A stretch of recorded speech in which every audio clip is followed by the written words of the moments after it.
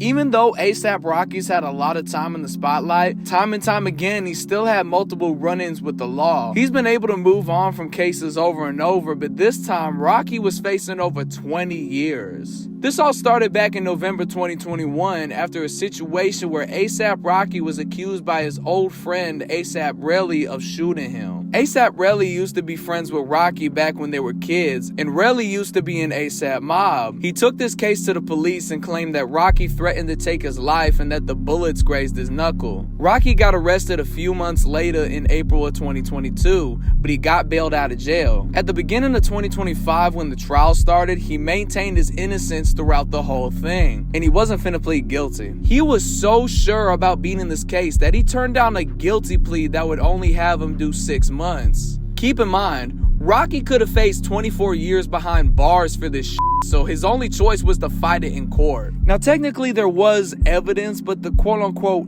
evidence was security camera footage, but it didn't even catch the whole thing on tape. And the other cameras that were in the area didn't even get a close-up. So the only thing they could do was go off of the story A$AP Relly was telling, meaning they were basically trying to fill in the blanks by looking at the footage and seeing if it matched up to the story. Clearly Relly's lawyers couldn't prove shit. Other than the footage with no sound that doesn't show shit, and the story that could very much be full of shit, this wasn't that easy to prove.